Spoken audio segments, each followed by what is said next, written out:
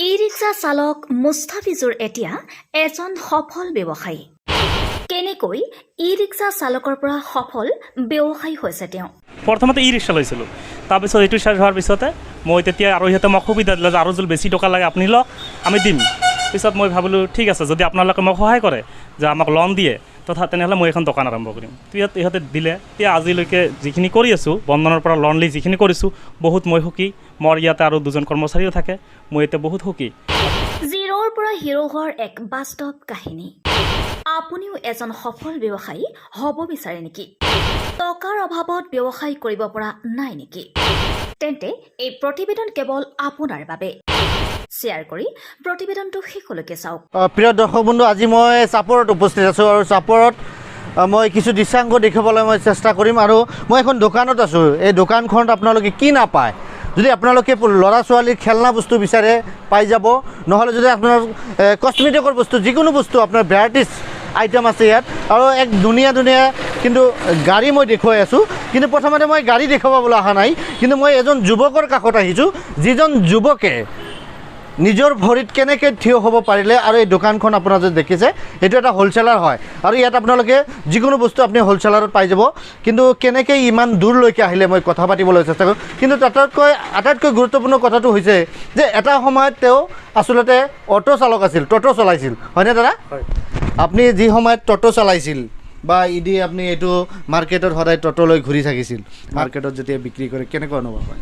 বহুত ভাল লাগে মোৰ। আজি প্ৰথমতে মই বন্ধনৰ পৰা 50,000 টকা লোন লৈছিলোঁ। লোন লোৱাৰ পিছত ই-ৰিক্সা এখন ল'লোঁ। লোৱাৰ পিছত অলপ কষ্ট কৰি ই-ৰিক্সাখন চলোৱাৰ পিছত যেতিয়া আৰু মোক বন্ধনে সহায় কৰিলে যে দাদা আমাৰ এইটো লোন ক্লজ হৈছে, আপোনাৰ এইটো লোন ক্লজ কৰি আৰু বেছিকৈ লওক, আৰু ডাঙৰ কিবা ব্যৱস্থা কৰাৰ ইচ্ছা আছে নেকি? তাৰমানে আপুনি বন্ধনৰ পৰা লোন লৈ বিজনেছ কৰি আছে? হয়, বিজনেছ। মানে প্ৰথমতে ই-ৰিক্সা লৈছিলোঁ, তাৰপিছত এইটো শেষ হোৱাৰ পিছতে মই তেতিয়া আৰু সিহঁতে মোক সুবিধা দিলে যে আৰু যদি বেছি টকা লাগে আপুনি লওক, আমি দিম। পিছত মই ভাবিলোঁ ঠিক আছে, যদি আপোনালোকে মোক সহায় কৰে যে আমাক লোন দিয়ে তেনেহ'লে মই এখন দোকান আৰম্ভ কৰিম। ইহঁতে দিলে, সহায় দিছে, বহুত সুবিধা দিছে। যেতিয়া যি মানে প্ৰয়োজন হয় লোন খুজিলে দিয়ে। বহুত বেংকত গৈছিলোঁ, ষ্টেটত গৈছিলোঁ, বেলেগ বেংকত গৈছিলোঁ, কোনো বেংকে মোক লোন দিয়া নাই। এইটো খোজে যে আপোনাৰ মাটিৰ কাগজ লাগে, CC লোন কৰাতে এইটো লাগে, বহুত মানে ডকুমেণ্টছ খোজে। মোৰ এনেকুৱা ডকুমেণ্টছ নাই, যিহেতু মই ইমান এতিয়াও ডাঙৰ হোৱা নাই। চাকৰিৰ ক্ষেত্ৰত বহুত মই কষ্ট কৰিছিলোঁ, আসাম পুলিচত প্লাছ বহুত চাকৰিত মই বহুতবাৰ ইণ্টাৰভিউ দিছিলোঁ। বহুত মানে এটা 1 নম্বৰ 2 নম্বৰৰ কাৰণত হয়তো বহুত মানে দুৰ্ভাগ্যজনক কথা, চাকৰিটো ভাগ্যত নাই। সেইকাৰণে ভাবিলোঁ যে কিবা এটা ব্যৱসায় কৰোঁ। এতিয়া আজিলৈকে যিখিনি কৰি আছোঁ, বন্ধনৰ পৰা লোন লৈ যিখিনি কৰিছোঁ, বহুত মই সুখী। মোৰ ইয়াতে আৰু দুজন কৰ্মচাৰীও থাকে, মই এতিয়া বহুত সুখী। আৰু মোক আৰু আগন্তুক দিনত যাতে মোক বন্ধনে আৰু আগবাঢ়ি ল'বলৈ চেষ্টা কৰে। মই আজি বহুতখিনি আগবাঢ়িছোঁ। এতিয়া মোৰ মিনিমাম মোটামুটি আমাৰ 30-35 লাখ টকাৰ অব্দি মাল আহি পাইছে দোকান। এটা কথা জানিবলৈ মোৰ ইচ্ছা হৈছে, যেতিয়া আপুনি ট'টো চলাইছিল, ট'টো চলোৱা অৱস্থাত আপোনাৰ কেনেকৈ ব্ৰেণ্ডত সোমাল যে বন্ধনত পৰা লোন লৈ দোকান কৰিব পাৰে? এদিন মানে ইহঁতে এটা গ্ৰুপত গ'লোঁ, এটা গাঁৱত গৈছিলোঁ মই, মানে ফুৰি আছিলোঁ। তাতে দেখিলোঁ এটা গাঁৱত বন্ধনৰ পৰা ছাৰ, মই এজনে কয় ছাৰ আহিছে। মোক ছাৰ মানে কয় বন্ধনৰ পৰা। কিহৰ ছাৰ? বন্ধনৰ ছাৰ। পিছত শুনিলোঁ কি আপোনাৰ কি কৰে? সিহঁতে ক'লে যে আমি এটা বন্ধনৰ মানে লোন দিওঁ, আমি লোন দিয়ে, তেনেহ'লে মোকো লোন লাগিছিল। ময়ো এটা কিবা কৰিব খুজি আছোঁ, মোৰতো ইমান আৰ্থিক অৱস্থা ভাল নহয়, দিব নেকি? কয় ঠিক আছে, আপোনাৰ পেন কাৰ্ড, আই কাৰ্ড দিব, আধাৰ কাৰ্ডবিলাক দিব, আমি চাম। পিছত দিছে 50,000 টকা ফাৰ্ষ্ট টাইমতে মোক দিছে। দিয়াৰ পাছত মোক বহুত ভাল লাগিল যে মই এটা ব্যৱসায়ত আগবাঢ়িব পাৰিম। চাকৰি নহয় নাই, চাকৰিয়ে যে সব কৰে এইটো নহয়। আজি মই নিজে বুজিব পাইছোঁ যে চাকৰিয়ে সব নকৰে, আমি বিজনেছ কৰিও বহুত কিছু কৰিব পাৰোঁ। আজি চাকৰি কৰিলে নিজেহে চলিব পাৰে, কিন্তু বিজনেছত আৰু মোৰ 2টা পৰিয়াল চলি আছে, মোৰ দোকানৰ কাৰণে। এইটো মোক বহুত ভাল লাগিছে যে চাকৰিতকৈ মোৰ ইয়াত বহুত মই শান্তি আছোঁ। আৰু এনেকুৱা যাতে আৰু কোনোবাই যদি কৰিব খোজে, তেনেহ'লে এনেকৈ বন্ধনত যাওক আৰু ডকুমেণ্টছ দিয়ক, লোন লওক, কিবা কৰিব ইচ্ছা থাকিলে কৰক। নমস্কাৰ, আপোনাৰ কাষলৈ আহিছোঁ। আছে ভালে? দেখা পাইছোঁ যে আপুনি এজন ছোৱালী মানুহ হয়, কিন্তু দেখা গৈছে যে ব্যৱসায়ৰ লগত জড়িত, কি ক'ব? মই ক'ব বিচাৰোঁ ছাৰ যে মই এই প্ৰতিষ্ঠানটো আপোনাৰ? হয় ছাৰ, মোৰেই প্ৰতিষ্ঠান। আৰু মই ক'ম যে আৰু বেলেগ যদি কাৰোবাৰ ছোৱালী হৈ যদি বিজনেছ কৰিব খোজে, তাহলে মই তাক ক'ম যে বন্ধনৰ পৰা লোন নিয়া মই যে বিজনেছটো চালু কৰিছোঁ, আপোনালোকেও কৰিব পাৰে। বন্ধন বহুত সহায় কৰে আমাক, এই বিজনেছটোৰ কাৰণে বহুত সহায় কৰিছে মোক। আগৰ দিনা আৰু বেলেগক সহায় কৰিব, এইটোই ক'ব বিচাৰোঁ। অঁ আচ্ছা, আপুনি প্ৰথমৰ পৰা বন্ধনৰ পৰা লোন লৈছে? মই প্ৰথমৰ পৰা বন্ধনৰ পৰা লোন কোনটো ব্ৰাঞ্চৰ পৰা মানে লয়? প্ৰথম মোৰ বন্ধনৰ পৰা লোন লৈ মোৰ টেইলাৰিঙৰ বিজনেছ আছিল। টেইলাৰিঙৰ পৰা লাহে লাহে কৰি মই ডাঙৰ দোকান খুলিছোঁ। এইটোৰ কাৰণে মই বন্ধনক থেংকছ জনাব খুজিছোঁ। আচ্ছা, ছাৰৰ বিলাকো মোক বিৰাট মানে হেল্প কৰিছে, ৰেছপন্স দিছে, ভালে ৰেছপন্স দিছে আৰু হেল্প কৰিছে। আপোনালোকৰ গাঁৱটোৰ নাম? এইটো হৈছে চাপৰ হাই ছেকেণ্ডেৰী ৰোড। এইটো কোন ব্ৰাঞ্চৰ পৰা লয় পইচা আপোনালোকে? এইটো চাপৰ ব্ৰাঞ্চ। চাপৰ ব্ৰাঞ্চ। হ্যাঁ, সিহঁতে উইলিংলি আহিছে না আপুনি আগবাঢ়ি গৈছে? মই আগবাঢ়ি গৈছিলোঁ ছাৰ। আপোনাৰ দিনত বিক্ৰী বাৰ্তা কেনেকুৱা হয়? দিনত বিক্ৰী বাৰ্তা মোটামুটি ভালেই হয়। মোটামুটি মোৰ চলাৰ কাৰণে যিখিনি দৰকাৰ এইখিনি হৈ থাকে আৰু কি। প্ৰথম কিমান টকা লৈছিল? প্ৰথম মই 10,000ৰ পৰা ষ্টাৰ্টিং কৰিছিলোঁ। 10,000ৰ পৰা? হয় ছাৰ। আচ্ছা, এতিয়া বৰ্তমান কিমান লৈছে?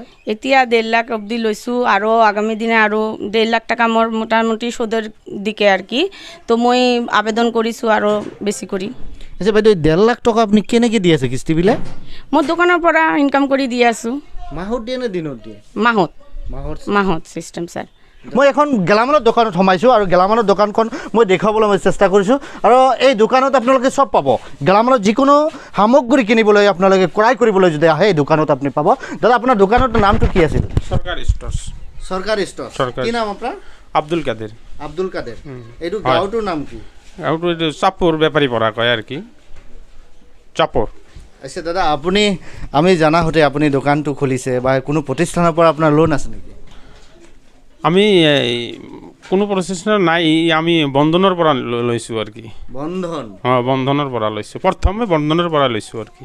আচ্ছা, আচলতে কথা এটা মোৰ বুজিবলৈ টান হৈছে, এইটো টান হৈছে যে আচলতে বন্ধনৰ নাম হ'লে মানুহ ভয় খায়। আপোনাৰ ভয় অনুভৱ নহয়? নহয়, আমি ভয় কৰা নাই। ভয় কৰা নাই? না, কৰা নাই, লৈছোঁ আমি। বন্ধনত কিমান লোন দিছে আপোনাক? আমি প্ৰথমত 35,000 টাকা লৈছিলোঁ, আচ্ছা। সেইটো শোধ কৰাৰ পিছত 70,000 ল'লোঁ। আচ্ছা। সেইটো শোধ কৰাৰ পিছত 1,20,000 টাকা দিছে। এতিয়া কিস্তি দি আছোঁ, চেছে পাল আৰু কি। 48টা কিস্তিৰ মানে 25 চলি আছে আৰু কি। কিস্তিটো কেনেকৈ লয়? প্ৰত্যেক সপ্তাহে সোমবাৰে প্ৰতি সপ্তাহ সোমবাৰ ছাৰসকলে লৈ যায় না আহি লৈ যায়? আহি লৈ যায়। লৈ যায়, দিয়াতো কোনো অসুবিধা নহয়? কোনো অসুবিধা নাই। যদি কিনিবা ক্ষেত্রে মানে আহিব নোৱাৰে, আমি যাই দি আহোঁ ইয়াতে। মানে 1 কিলোমিটাৰ নহয় আৰু কি। লোন বিচাৰিলে ছাৰসকলে দেৰি কৰে নেকি? না, দেৰি নকৰে। দেৰি নকৰে? নকৰে, বেলেগ বেংক হয়তো লাইন হ'ব লাগে? নালাগে আমাক। হয়তো বেলেগ বেংকত টকা উইথড্ৰলৰ ক্ষেত্রে হোক বা ডিপোজিটের ক্ষেত্রে হোক লাইন পাতি থিয় হ'ব লাগে। হয়, কিন্তু ইয়াত কেনেকুৱা চিষ্টেম? আমি ইউকোত কৰিছিলোঁ, ইউকোত মানে এপ্লাই কৰিছিলোঁ। বহুত লংলি মানে তাত মানে এইটো লাগে মানে আপোনাৰ মাটিৰ কাগজ লাগে, হেৰি লাগে। আমি তাত মানে 1 মাহ ঘূৰি বাদ দিছোঁ। পিছতে বন্ধনৰ পৰা আমি লৈছোঁ। 2-3 দিনৰ ভিতৰত আমাৰ লোন হৈ গৈছে আৰু কি। বন্ধন বেংকৰ পৰা ঋণ লৈ দেখা গৈছে ব্যৱসায় প্ৰতিষ্ঠান কৰি স্বাৱলম্বী হৈছে আৰু পৰিয়াল পোহপাল দি আছে। গতিকে আপোনালোকে যদি আমাৰ প্ৰতিবেদন আপোনালোকে যি স্থানৰ পৰা দেখিছে সেই স্থানৰ পৰা আপোনালোকে প্ৰতিবেদনৰ প্ৰথমৰ পৰা দেখি আৰু আপোনালোকে সেই স্থানৰ আপোনালোকে বন্ধন বেংকৰ ওচৰত যাব পাৰে আৰু বন্ধন বেংকৰ ওচৰত যাই আপোনাৰ ডকুমেণ্ট দি আপুনি লোন লৈ নিজে প্ৰতিষ্ঠান খুলিব পাৰে। গতিকে ৰাজ্যৰ বিভিন্ন প্ৰান্তত আপোনালোকে কাম কৰিবলৈ যাৱাৰ কোনো দৰকাৰ নাই। আপোনালোকৰ ওচৰত যদি আপোনালোকৰ বন্ধন বেংক আছে, আপোনালোকে বন্ধন বেংকৰ ওচৰত গৈ আপুনি নিজে টকা লৈ আপুনি ঋণ লৈ আপুনি নিজে প্ৰতিষ্ঠান খুলিব। গতিকে আমাৰ ভিডিঅ'টো প্ৰথমৰ পৰা চাই থাকিব। ভালে থাকক, সুস্থ থাকক। অন্য এটা ভিডিঅ' লৈ আপোনালোকক লগ পাম।